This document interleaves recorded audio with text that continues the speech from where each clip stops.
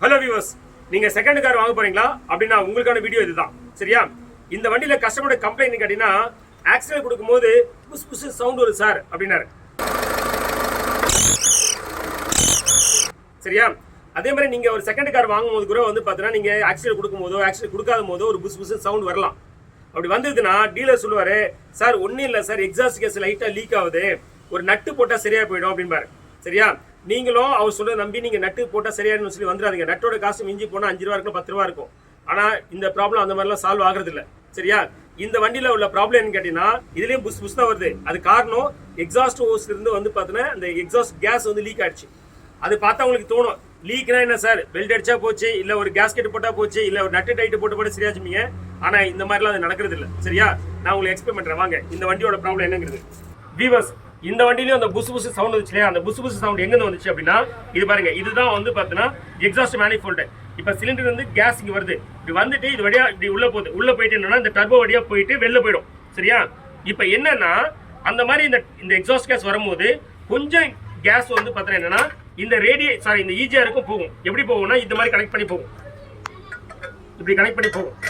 மீதி இன்னொன்று இப்படி கனெக்ட் ஆகும். இப்படி கனெக்ட் பண்ணதுல நான் இங்க ஆக்சுவலி நான் இது எடுத்துட்டு வேற மாத்திட்டேன். முன்னாடி என்னன்னா இந்த அளவு இவ்வளவு அளவு தான் இருந்துச்சு, இவ்வளவு ஹைட் கிடையாது. இந்த ஸ்டட் இவ்வளவு அளவு தான் இருந்துச்சு.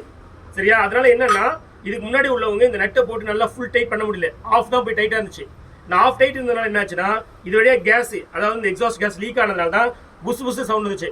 அது இந்த ஆக்சிடென்ட் ஆடும் போது புஸ் புஸ் வரும். ஏன்னா அந்த என்ஜின் லைட்டா ஆடும் போது என்ன ஆகும், இப்படி இருக்கு இல்லையா, இப்படி ஆடும் ஆக்சிடென்ட் கொடுக்கும்போது என்ஜின் ஆடும் போது. அப்போ என்ன இது வழியா கேஸ் புஸ் புஸ் லீக் ஆச்சு.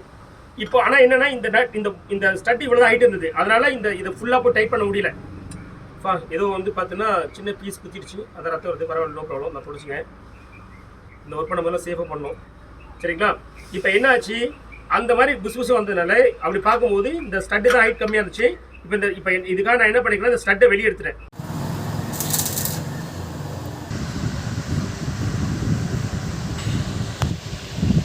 எடுத்துட்டு இப்போ வேற ஸ்டட்டை போட்டேன். இப்போ ஸ்டட்டை போட்டு இப்போ இது நெட்டை போட்டு டைட் பண்ணால் ஃபுல் டைட் ஆகிடும். இப்போ என்ன ஆகாது, உங்களுக்கு இது வழியா கேஸ் லீக் ஆகாது, புஸ் புஸ் வராது. ஆனால் இது நீங்கள் சொல்கிறது பார்த்தா மிஞ்சி போனால் இந்த ஸ்டட் என்ன மிஞ்சி போனால் எவ்வளோ இருக்கும், எவ்வளோ ரஞ்சித் இந்த ஸ்டட்டு 22 ரூபா. 22 ரூபா இந்த ஸ்டட்டு. சரியா? ஆனால் 22 ரூபாய்க்கு செஞ்ச வேலை என்ன தெரியுங்களா? இங்கே வாங்க நான் சொல்கிறேன். இங்கே பாருங்க, இந்த வண்டியில் என்ன நல்ல வேலை நடந்திருக்கு பாருங்க.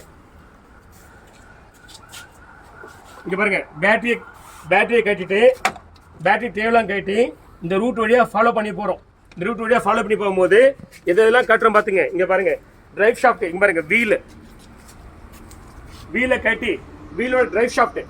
இங்கே பாருங்க, இதான் வீலோட டிரைவ் ஷாஃப்ட். இங்கே பாருங்க, ஏர் இன்டேக் சிஸ்டம் எல்லாத்தையும் கட்டிட்டு அதுக்கப்புறம் என்ன பண்ணுறோம், EGR கட்டுறோம். EGR கனெக்டட் ஹோஸ் எல்லாம் கட்டுறோம். அது போக மேனிஃபோல்டு அப்படியே டர்போட சேர்த்து எக்ஸாஸ்ட் மேனிஃபோல்டு இதெல்லாம் கட்டுறோம். இப்போ இதெல்லாம் நீங்க நினைப்பீங்க, சார் இதெல்லாம் வந்து பார்த்தீங்கன்னா ஒரு லேபர் ஒர்க் தானே. நான் தயவு செஞ்சு சொல்றேன், இதெல்லாம் லேபர் ஒர்க் கிடையாது. லேபர் ஒர்க்னா என்ன பண்ணி தெரியுமா, ஒரு அதர் ஸ்டேட் பீப்புள், மொழி தெரியாத ஒரு ஆளுங்களை கூப்பிட்டு வந்து என்கேஜ் பண்ணி நம்மளா வேலை வாங்க முடியும்னா அது பேர் தான் வந்து பார்த்தீங்கன்னா லேபர் ஒர்க். இதெல்லாம் வந்து பார்த்தீங்கன்னா அந்த மொழி தெரிஞ்ச ஆளுங்களை வச்சுட்டு வேலை வாங்க முடியல. இதுக்கு நல்ல ஒரு ஸ்கில்டு, கிட்டத்தட்ட ஒரு 2 வருஷம் 3 வருஷம் குறைஞ்சபட்சம் வேலை செஞ்ச பீப்புளால் தான் இதெல்லாம் காட்டி திரும்ப ரீஃபிக்ஸ் பண்ண முடியும். சரி, நான் சொல்றது குறைவான இது 2 வருஷம் 3 வருஷங்கிறதே. இப்போ இந்த அளவுக்கு வந்து பார்த்தீங்கன்னா நம்ம கிட்ட மேன் பவர்ஸ்லாம் நிறைய கிடையாது. இந்த அளவுக்கு ஸ்பெசிஃபிக்காக கமிட்டடா நல்ல. அதனால என்னன்னா இந்த மாதிரி ஒர்க் எல்லாமே ரொம்ப எக்ஸ்பென்சிவான ஒர்க். அது போக இதை கட்டி மாட்டும் போது இதில் சில டைம் என்ன ஆகும்னா, இதில் எக்ஸாஸ்ட் வழியாக தானே ஹை ஹீட் கேஸ் வெளில போகும். அப்படி போகும்போது இந்த போல்ட் நெட்லாம் வந்து ஓவர் தி பீரியடில் வந்து பார்த்தீங்கன்னா எக்ஸ்பான்ஷன் கான்ட்ராஸ்ட் நடக்கும் ஹீட் அண்ட் கோல்டில். அப்போ இந்த போல்ட் நெட் எல்லாமே உடையதான் செய்யும், கிராக் ஆகும். அப்போ இதுக்காக ஆகிடும் போது வேறு சிலதும் நம்ம வந்து மாத்திர மாதிரி ஆகிடும். அப்போ என்ன நினச்சி பாருங்க, எவ்வளோ எக்ஸ்பென்சிவ் ஆகும் பார்த்தீங்க.